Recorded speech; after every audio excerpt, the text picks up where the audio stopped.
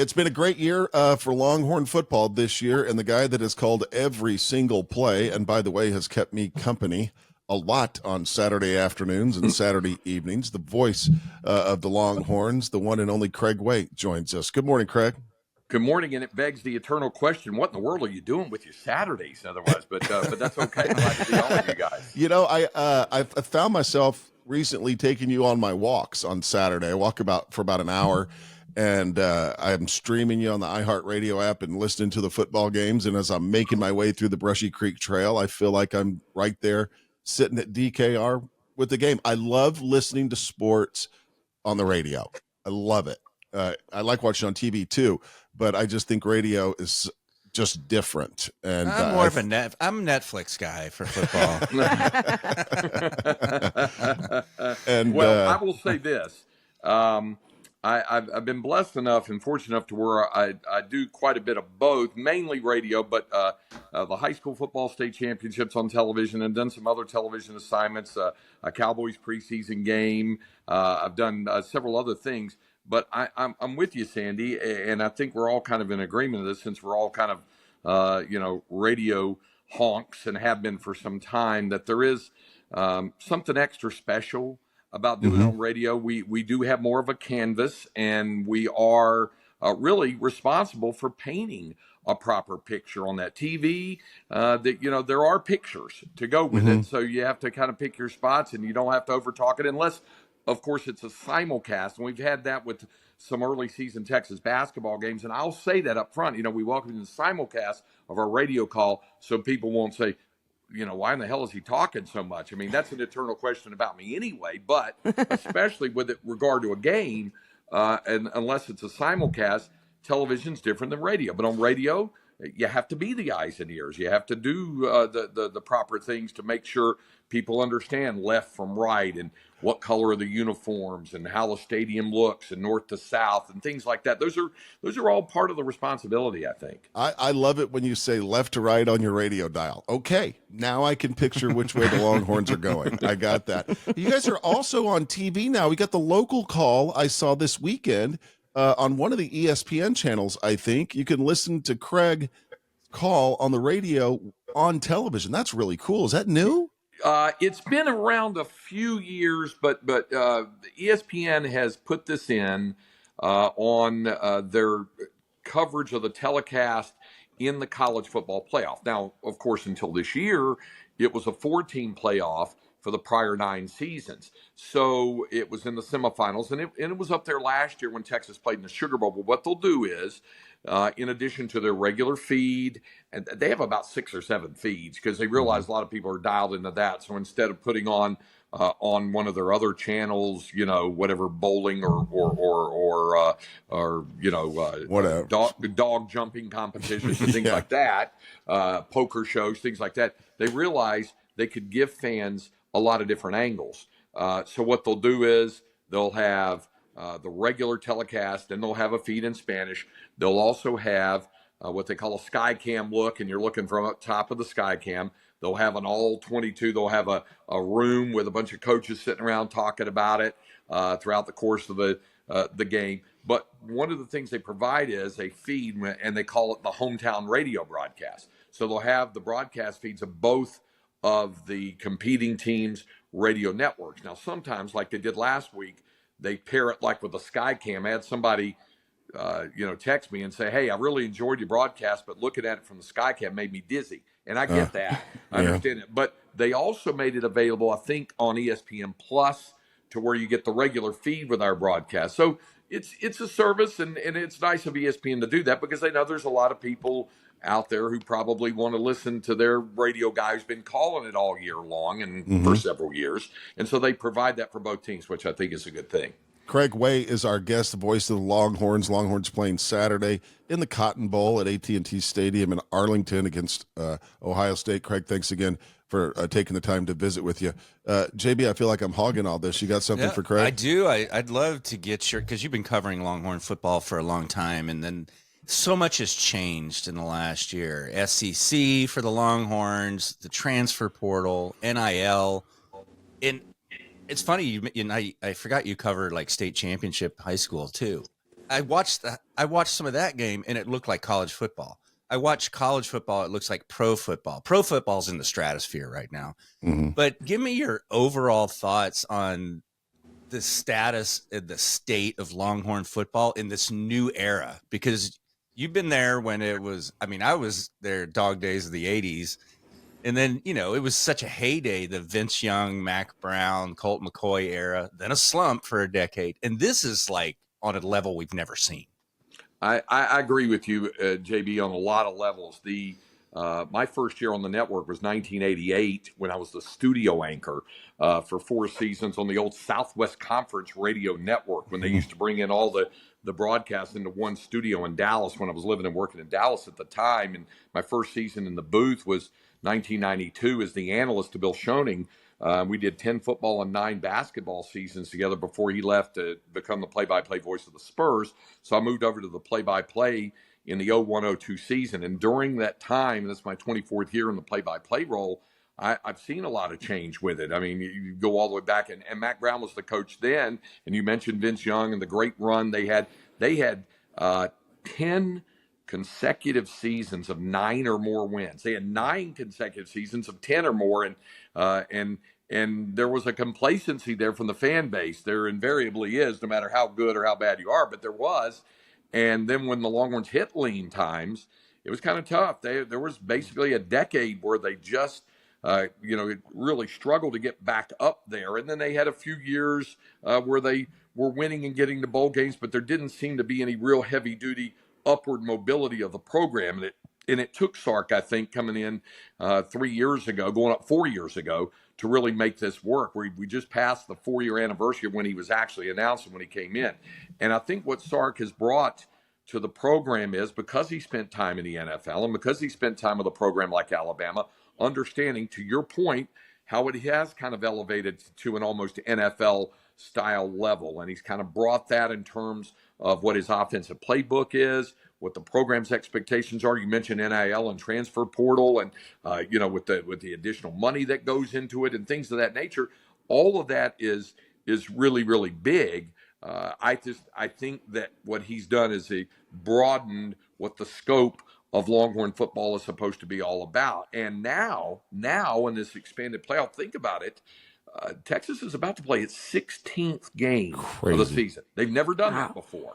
Yeah. They've never won more than 13 games, and that was the national championship year of 2005, and the year they lost to Alabama in the championship game in 2009. They won 13 each of those. They've won 13 this year, and they're trying to get to a program record 14th. And even if they get that, they won't have won the national title yet. They'll have one more game to play. So it is a different world in college football, and I think Sark has proven to be the guy to lead them into that next generation of what college football is all about. Craig Way is our guest. We're going to take a quick break and come back with more with Craig in just a moment. But during the break, Craig, I'm going to ask you a question. I want you to think about it. If you had to do one of the Longhorn sports, football, basketball, or baseball for free, which one would you do? Okay. I hope none, but if you had to, which one would you do for free? And Trisha, you got to jump in here and have something for Craig. So think about a question. Okay. We don't want to leave you Okay. out. All right. Stay with us more with Craig Way, the voice of the Longhorns, coming up on Austin's 80s station, 103.1. We're back with Craig Way, voice of the Longhorns. Of course, Longhorns playing this weekend in Dallas, actually in Arlington at AT&T Stadium in the Cotton Bowl semifinal of the college football playoff. They're playing Ohio State, which is slowly becoming a rivalry game, if you ask me, going back many years. But before we went to the break, I asked Craig, if you had to do one of the sports that you call, Craig does football, basketball, baseball, which one would you do for free? That's like asking you, would you spin Duran Duran or ABC for free? Back in the 80s. There, it's like who of us wants to work for free, right? No, I love what I do, obviously, and that's a variation what you said, Sandy, on the question when folks ask me, what's your favorite sport to do? Mm-hmm. And I always give the broadcaster cop-out answer, and while it is a cop-out answer, it is rooted in truth, and that is whatever's in season. And what I mean by that, it's more of a physiological and psychological thing in season. For example, in September, on a Saturday evening, there's no place I'd rather be than DKR Texas Memorial Stadium. There's 101,000 fans there, and you feel like you're supposed to be there. I will also tell you that in March, in the NCAA basketball tournament, there's nothing quite like describing a Final Four or an NCAA tournament game there. You feel you're supposed to be there. Same story in Omaha for the College World Series. That's a unique event. It's kind of a 2-week fortnight that just kind of slowly unfolds, and you feel like you're supposed to be in Omaha. You know, I had somebody once call it the town that time forgot, because every day for about 2 weeks you get up, it's about 80-something degrees, you go to the ballpark, you do a game, then you go to either to an Italian restaurant or a steakhouse, or in Omaha, what they have a lot of are Italian steakhouses. You go there for dinner, you get up the next morning, you do it all over again. So there's certain times a year you feel you're in the right place and should not be anywhere else, and it just depends on the time of the year. Craig, did you know I grew up in Omaha? No, I didn't know that. Love that town, though. I love it in the summertime. Yeah, it's a great town. All right, Trish, you're on the spot. You got to ask Craig a question. If you don't have one, I can whisper one to you, and you can ask him. Okay. But when I ask it, give me a look to tell me if it's a stupid question or not. But I have 2 questions, not unusual for me. My first question: what of this past Longhorn season, this current Longhorn season, what was the game you loved calling the most? Who did they play? What was the most exciting game for you this season? Okay. I would say, it's kind of hard not to get excited about a win over those guys 95 miles to the east. And the mere fact that it was the restoration of the rivalry between Texas and Texas A&M. Yeah. I like the fact that the company that sponsors, that has the title sponsor on the game, is a restoration company. So that's why they called it the restoration of the rivalry and not just the renewal of the rivalry. That was really cool on Thanksgiving weekend. I've got a lot of great memories of Texas against Texas A&M even on Thanksgiving night. So I think a lot of that was really, really cool. So that probably that one. Okay. Yeah. So that's funny that you say that, because my second question is, I love it when the Aggies wear the all-black uniforms, when they're all blacked out. Is that something we can get the Longhorns to do? Because I think that's so intimidating and super cool. I keep asking Sandy, and he's like, I don't know. I don't know if they would do that or not. Tricia, are you an Aggie? No, I'm not an Aggie. But do they own all-black uniforms? Why can't other people do it too? It's scary. Well, a lot do it, and what we've seen over the last 15 years probably is an elevation of black as a third designated home color for a lot of teams. Okay. Oregon with its Nike-based uniforms, and all that has all those different uniform combinations. Listen, there's 2 things that come to mind, 2 quotes, 2 things that come to mind. One, the athletic director, Chris Del Conte, has said our colors are orange and white. They're classic. We don't want to mess with them that much. The other is an old classic quote from when Darrell Royal was the head coach. Mm-hmm. And JB and Sandy are old enough to remember Darrell Royal. So, somebody asked him about why wouldn't you add another, wear some black or something. I mean, this question goes all the way back into the 70s to early 80s. And they said, why wouldn't you change the uniform and wear something different? And he said, he goes, hell, these are work clothes. We're not going to candy them up. That was his quote back then. I think there's probably the athletic department feels pretty cool about what they have. And I will tell you guys this, Texas is going to wear white in the Cotton Bowl on Friday night, even though Texas is the designated home team. They've gotten really fond of wearing those icy whites. Last year, they were the designated home team in the Big 12 championship, and they wore those white uniforms when they blasted Oklahoma State in the Big 12 championship game. The players choose that. A lot of folks say, "Oh, I can't believe, are they super?" The players like wearing what they call those icy whites: white helmet, white jersey top, white pants, or as I say on the air, trousers, white socks, white shoes with burnt orange numerals, lettering, and trim. They like wearing those, and that's why they'll wear white again on Friday night. Craig, wait, quick question for you, a little trivia question about burnt orange. Do you know who claims to have kind of invented that color for the Longhorns? I've heard a lot of different stories about this. I heard it had to do with color shortages during World War II. I heard lots of different things. Tell me, educate me on that. Did you ever hear the name Rooster Andrews? Of course. Oh, yeah. Yeah. I remember the great Rooster Andrews. Yep. Yeah, he kind of told JB and I once that he was somewhat responsible for that classic burnt orange Texas color. Whether it's true or not, And it who wasn't knows? it wasn't secondhand. He did say that directly to us. So Yeah. at the time, that would make it would fit the timeline because Rooster played in the mid 40s during World War II. How else would a guy 4 feet 11 inches tall be even allowed to be on the varsity roster, let alone kick an extra point against Texas A&M as Rooster did? Yep. But it might have started out if you go over to DKR Texas Memorial Stadium. You go inside Moncrief there with the athletic displays of trophies and things like that. There's a helmet there from the early 50s, and it's a brighter orange hue.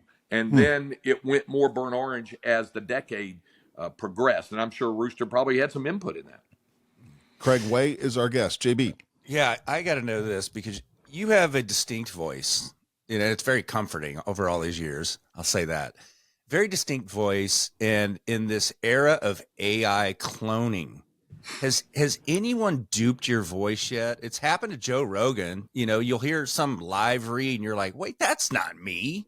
Mm-hmm. Has this happened to you? Because there's a very high monetary value of your voice. And Especially I don't know in gaming. Especially in gaming. Yeah, how do you protect that? Has anything happened? And if not, how could you protect that if needed? Yeah, that's a great question. Nobody's done it yet. They probably haven't valued my voice enough, and that's fine. I have friends who do sports radio in Dallas, guys I went to college with, and they do what they call the fake Craig Way, where they'll mimic some play-by-play of a high school. They call a game every week the Craig Way Memorial High School Game of the Week, and the first thing I told them was Memorial. I'm not dead, but they'll take my voice and they'll do goofy things with it and things like that. So I've also had people take what's called they took this, I think, from Jimmy Kimmel, the unnecessary editing of Craig Way, and then would take like actual play-by-play calls of mine and then bleep out certain words to make it sound like I was actually cussing on the air. They'll say, "Oh, look at that!" Bloop, bloop. You know, and it sounds like I'm actually cussing. There was a game against Baylor in basketball a few years ago, and there was a tense moment in the game where the two teams almost got into an altercation. They kind of got nose to nose, and what I actually said on the air was, "They better be careful. There's about to be some serious stuff happen here." Well, I dragged the word S a little bit when I said serious stuff, and it sounded like I said the four-letter S word when those guys got a hold of it. There's some serious beep, you know. So people have had fun with it, JB, but I don't think anybody's AI'd it yet. Craig Way, our guest, calling the game this weekend. Let's talk about the game. Ohio State, a team that took a loss to Michigan earlier this season. That may be the best thing that ever happened to them because they sure looked good against Oregon. And how do you see the Longhorns matching up with the Ohio State Buckeyes? Right now, they're a 6.5-point underdog. Yeah, it's the first time Texas this season has been an underdog in any game, and this will be the most difficult test easily. Ohio State, most of the season looked really good. They lost by a point out at Oregon, and Oregon at the time was unbeaten. Clearly, they've avenged that with what they did to the Ducks in the Rose Bowl game last week.